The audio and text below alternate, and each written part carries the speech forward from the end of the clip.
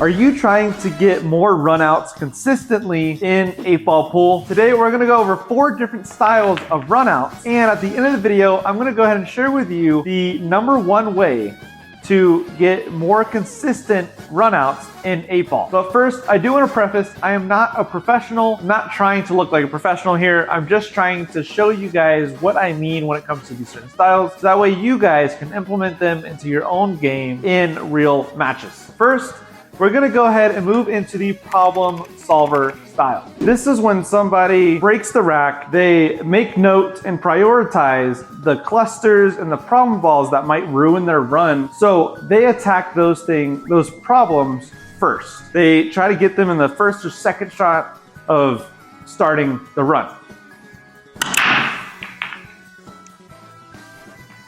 Wow, this is a great layout for this style. So right now, let's say we're stripes. I see the 10 ball as an issue, and I'd say this 13 and maybe even the 12. Now, if we're solids, which I'll probably end up going for in this run, the problem ball would be this 7 ball. And maybe even the 3, just because that pocket's blocked, this pocket down here is blocked, and that might be a reason to go ahead and get that one and make that one of your first moves, and then get this 7 out here. We are gonna go ahead and put bottom left and make this 4 ball. Bottom left will allow it to go left after the contact and into the 13, and then we'll have a shot on the 3 here. Now to get better shape on that 3 ball, I can make it on the side. What I'm thinking is let's go ahead and use this 6 ball, get that out of the way, and then we'll get better shape using the 12 as a bumper. All right, what a bummer, dude. Oh, we were able to hold it, but didn't get good shape on it. I am not a professional. I see the 2 ball. Easier problems to work with though is gonna be that 7 and then that 4 ball. All right, get back up table. Now we need to figure out a way to get to that 4 ball, and I see a way. This cue ball should travel into this rail and then back up table, and then we'll have to try and just hopefully hit that 2 out of there. All right, we weren't able to get the 2 out, but that 2 will go squeeze through. But of course, this tripod's gonna get in my way, huh? Get up table. Okay, what's our problem ball now? Do you see it? Do you see the problem? This 8 ball. Luckily, this pocket it will squeeze through. Now we just have to be good shot maker and recover from this by making this backwards cut on the 1. Come back up table. Oh. Woo! So let's go ahead and follow using the 6. Go for the 3 next. Or come hit the 5, stay on this side of the 3.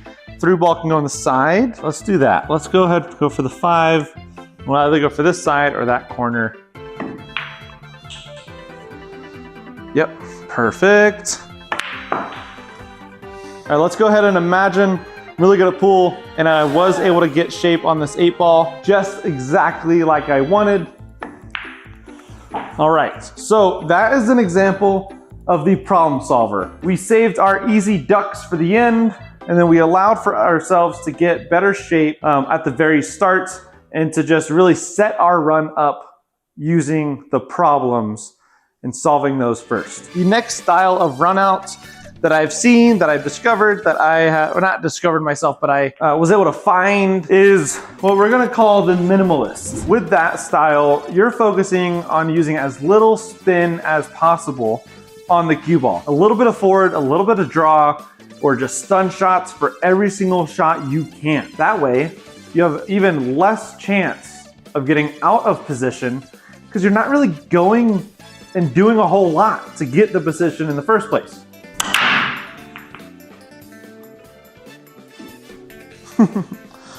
Made a couple there. I like it. Very nice. So if I wanted to be stripes right now, the 12 would be my first shot. I don't think I want to be stripes though. I think I want to be solids. Oh, that 2 ball might be an issue, huh? All right. Put a little bit of draw, kind of hold it. We're gonna do the same thing here on the 7 ball.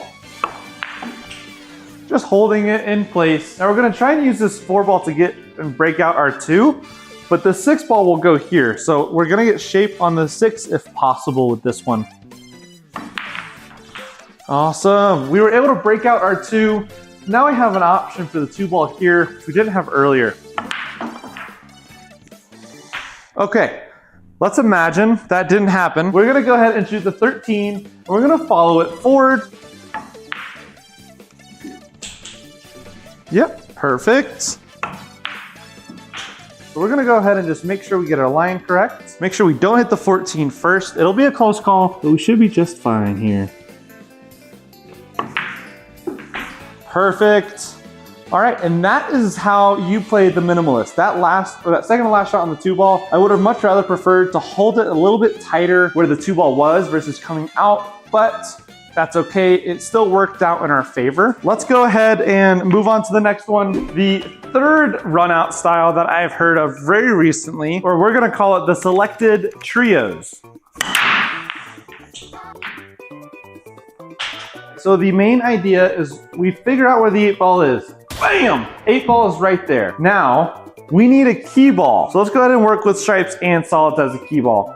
For me, if I was stripes, this 15 is a great key ball. That 11 is a great key ball, and that 10 is a great key ball. We have a couple different options. So let's go ahead and say this is our selected trio. The other 3 stripes, 1, 2, oh. Well, that's awkward. I made 2 stripes. So the first 2 stripes I need to make in order to get to these 3 stripes. Okay, well, get a good spread. Not bad. So let's go ahead and look at our key balls for both stripes and solid first. Key ball for the solids, I like the 4. I also like the 7. I'd say that 10 is gonna be the best key ball, if not the 11. Now let's go ahead and work from those key balls. Find the trio that matches, right? If that 11 was our trio, 12, 14, and 11 is a trio. That actually looks visually appealing, I'm not gonna lie. I like that as a trio. Let's go ahead and shoot stripes and get this trio out of the way first.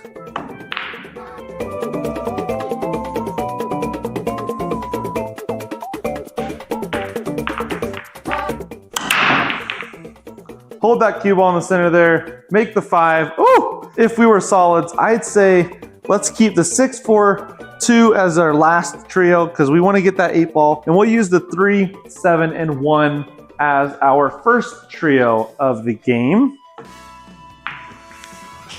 There we go. Now we have this combo on the 1 ball. Not too hard, not too shabby. It's kind of a natural. The issue we might run into is getting shape on that 7 after this combo. I don't think it'll be too difficult here. Perfect. That worked out amazing. Now we are going to use this 7 to get back out here. Again, 2, 4, and 6 ball is going to be our last trio. We're going to use this 2 ball.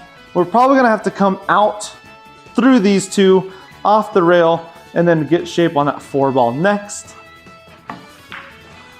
Oh, wow. I totally thought we were going to go through here. That's okay. It worked out great. Shoot the 4 into the corner, and then the cue ball is going to come back out and either intercept between these 2 or at least leave over here for the 6 in that corner there.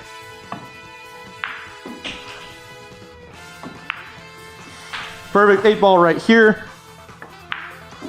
Awesome. Okay. Now I understand that was best case scenario when it comes to a trio, but it is common. It really is. Once you see one trio here, you then work out the next trio. Love that. Let's go ahead and move on to what I personally do. I have to say it's my favorite just because I do it habitually, just out of habit. I do it all the time. If there's any coffee drinkers who like half and half creamer, that's what we are gonna call this one. We're gonna call it half and half. Trick shot! This style we are calling the half and half style. This is what I naturally do already, so I'm excited to show you guys this one. Oh, I thought that 6 ball was gonna go in off the 5 there. The half and half style, we focus on wherever the 8 ball is. So if it's on the top half, we're worrying and we're gonna get to this top half last. That'll be easiest for us to get to the 8 ball if we're already down here. I wanted the 1 next. We're still gonna go for the 1. I barely hit that 4 ball, so that'll still work out. Perfect.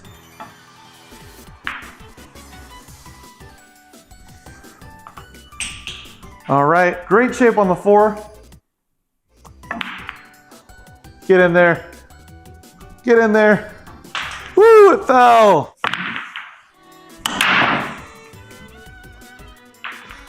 Seven ball, side pocket, there we go. Okay, clear out the top half, and then we're gonna move back down to the bottom half and finish up with the 8 ball. All right, I misplayed that one.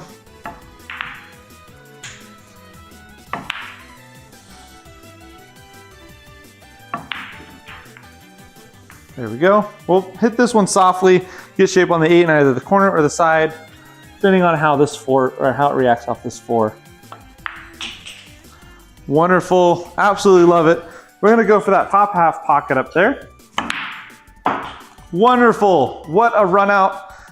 Now we see how we got from the top half to the bottom half. We finished on the side of the 8, so that way we were close. Again, I know you can get better shape on the 8. That's just what works for me. After all 4 styles, the #1 tip to grow your consistency with runouts is going to be blending them all together. Don't focus on just one every single time you go up to the table. You know, it just makes things a lot easier when you can see the patterns, see the table layouts in different ways, and decide what is best for that one situation. Be sure to give this video a like and make sure to subscribe for more content similar to this. And we'll see you guys in the next video. This has been Trent on the Break. Peace.